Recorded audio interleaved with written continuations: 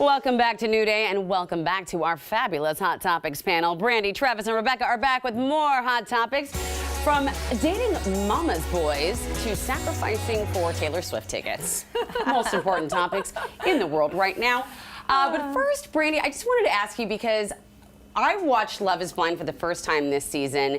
Never watched it before. I watched it for work because I was meeting your friend Ava. Yes. But I kind of was mind blown. I have to know, how did you end up on this show? How did they find you? Well, I didn't sign up or anything like that. I just had a cute Instagram profile. I guess my son was really fun to watch, and I was a model a long time ago, so I had a pretty healthy following, and they messaged me, they DM'd me, and I was super surprised. I thought it was a joke at first, and I was like really flattered, but at the same time I was like, I don't know if I am the right fit for this sort of show, but I loved the show though itself. Like, I thought the premise of the show is cool. Yes, I thought it was very fascinating, like, to get to know people without seeing what they looked like. Because I felt like I was judged a lot initially on what I looked like, and people didn't get to know who I was. So that part of it intrigued me. Brandie, and you, oh, sorry, go ahead. Had you mentioned that had you watched before? Like, did you know what you were getting yourself into? Yeah, I really liked the show, and I thought like people were able to get vulnerable on there, and you met people that were kind of not typically what you would date. Maybe it helped you be more open-minded. And you said you went on, like, you're like, look, all this stuff is going on in my life, and I went on it because I was like, hey, if this is an opportunity to find a partner, yes, right? I thought it was great because they were, you know, they do the background checks. Like, if Netflix can't find a single guy in Washington, like, you know, they're going to do way better than me. So I was like, I'll trust them, and then we'll see where it goes. And I wasn't having much luck on the dating apps, so. What did you say, Travis? I'm so glad. Oh, so glad my husband and I dated 15 plus years ago. I couldn't do the apps. So horrific. I don't know. And I was tired of it, to be honest. I don't blame you. Yeah. So you go on the show, the season, which actually wrapped up a year ago. Did they tell you how much you were going to be featured on the show? And were you kind of mad when you realized that you weren't featured?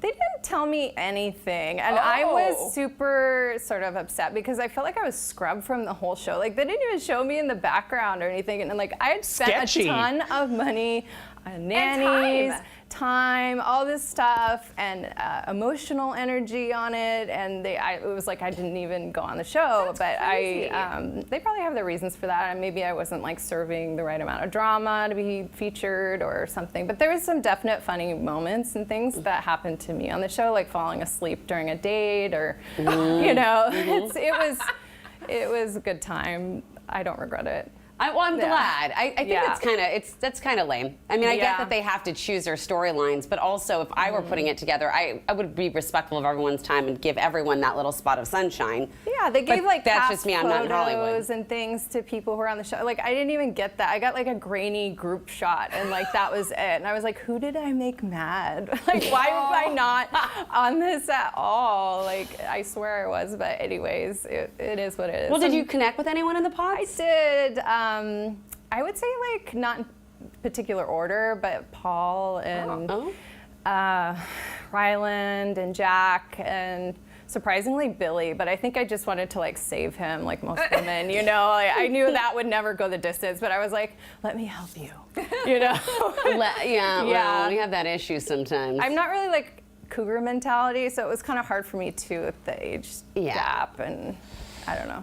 It's interesting. I mean, it was actually hard for me to watch at times. I just wanted to be like, come on, like, no, people, no. Yeah. I'm not a huge reality TV fan, but I did find it really interesting. And when I met you and I met Ava, you all seem like nice, wonderful people. She's awesome. Did you feel like everyone was nice and wonderful people on that show, or were you thinking they were maybe like a little bit? I feel like everybody has pluses and minuses, but I feel like I connected with maybe like 2 girls, and some of the other girls are just in a different place in life than I am. Yeah, that I couldn't handle, the 25-year-olds. It was kind of hard to connect on that aspect, and I felt like we were also knew we were competition with each other, so that kind of made it awkward at some points. But I kind of just rise above those situations. Like, I've been a model for so many years that being on set with like people that have a bad attitude, you can't let it affect you. Really, you just have to move on. So. It would be really hard. I mean, right now, my little sisters are in their 20s, and I love them to death, but I don't think I could live in a house with them for 2 weeks. Like, it was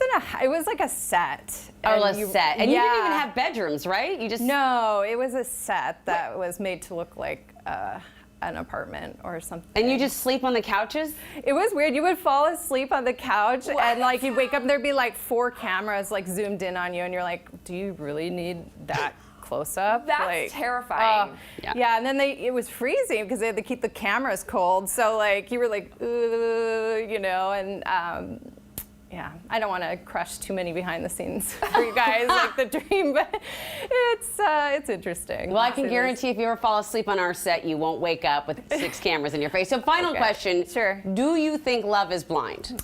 I don't think love is blind. I think that you have to have a physical attraction to somebody. And as you can see on the show, like there was matches and they saw each other and they were like, nope, not for me. I have to be into somebody I'm dating. And there's no way around it really, even if you have the best personality, so.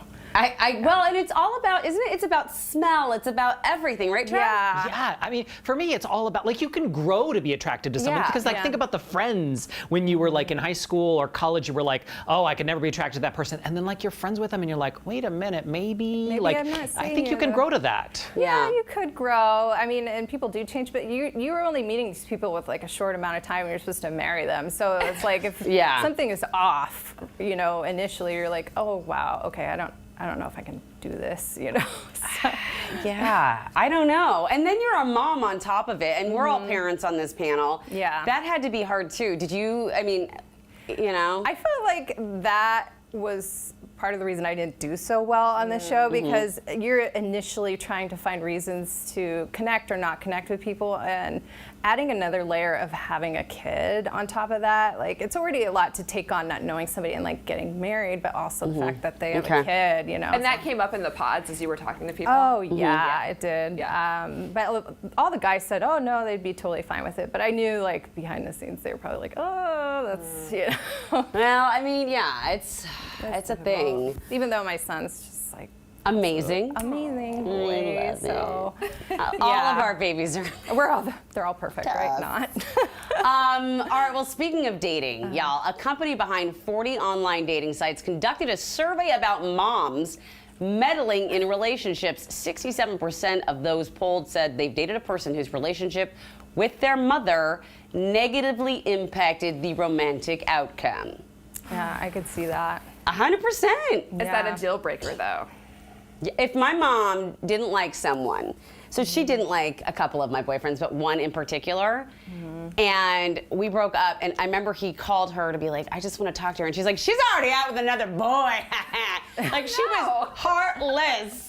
She hated him. She was not holding back on that one, eh? No. My mom was always on my team. Like, if I was super into somebody, she was super into them for me. And then later, years later, I would hear from her, oh yeah, I hated him. He was never for you. Like, but I liked that she was always super supportive. Yeah. So, like, but I will also say this about my current mother-in-law, who I love, absolutely love. Yes. There's a nice international border between us. Oh, okay. And that helps things a lot. Yes, that I can see. I mean, at least you see your mother-in-law. I've seen mine like 5 times in the almost 15 years I've been married. Don't get me started. That's a story for another day. The mom that calls all the time is like really annoying, like a mom that's like checking in nonstop. But like a supportive mom, like, hey, I'm all for that. Yeah. Like, you got raised by a good mom. I'm a good mom. Let's do this. No, I mean, it's good. My mom, she never inserted her opinion until later, kind of as well. But she would, she'd nudge. And enough nudging from a mom is that to the relationship. Well, you want that sort of mom on your side, you right? do. Absolutely. Yeah. All right. Well, if things seem a little bit weird right now, just know that Mercury is in retrograde. Oh. So to help us deal with all that, Wendy's apparently has a special Mercury menu with free stuff, including spicy chicken nuggets. You have to order through the app, though. And I have to say, this is the one thing my mom should always be like, oh, Mercury's in retrograde. And I'd be like, stop telling me that, because it's like self-fulfilling prophecy. Yeah. How do y'all feel about Mercury retrograde? Well, I see, you know, technology going haywire, schedules being messed up, all this stuff. But like, I find it interesting with the Wendy's thing, because wouldn't that be going back on your diet? Yeah. Like, no, I'm trying to get that summer body. Hello, I don't want to be like eating Wendy's. But I don't know. The way that I see it show up is on the road. I feel like drivers are just like more distracted right now than normal, and like they're just doing stupid things and just not paying attention. So I don't know if we can blame that or just the Seattle drivers are terrible, but.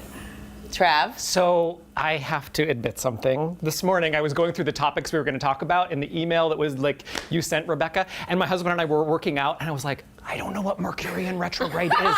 And he was like, I don't either. So like between working with our trainer, he's like Googling on his phone, and he's like, I think it means that like the planet looks like it's spinning the wrong direction, and that somehow like makes people freak out about their lives. And I was like, okay, so I'll just say that on TV this morning. But what was interesting was, I want to make it sciencey, because what we actually found out is right now, if you look at Mercury, there's actually a tail that you can see. So like there's some cool science. Apparently it's close to the sun, and that's really disrupting its atmosphere. So if you look through a telescope, it looks like a comet.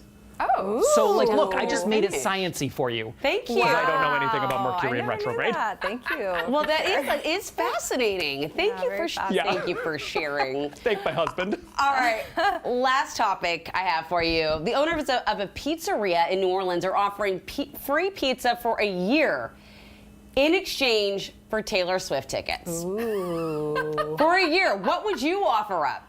I would offer up my spot on Love is Blind, because maybe her picker's more broken than mine, and she needs that spot, and I don't know. That's amazing. I love Taylor Swift, though.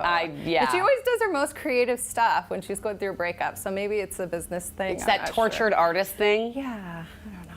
I'd like to offer up Ticketmaster. Could somebody just come in and revamp that entire big old hot mess, and then people wouldn't have to give up their entire pizza livelihood to get 2 tickets to Taylor Swift? I mean, what's going on with that? Why is it so impossible for us humans to beat out all those bots? I mean, it's unreal. I can't even believe it. But you know what? Listen, I would, if I had Taylor Swift tickets and I lived in the New Orleans area, I would absolutely give them my tickets for a year of free pizza. Hey, thank you all so much. Thanks. Brandie, thank you for sharing everything that you learned. Travis, thank you for being here. I love your face. And Rebecca, as always, thank you. And thanks to you, my friends, for being with us. And you can check our website for more of our content. You can always send us an email and share your thoughts. But most importantly, get out there and enjoy your new day. We'll see you next time.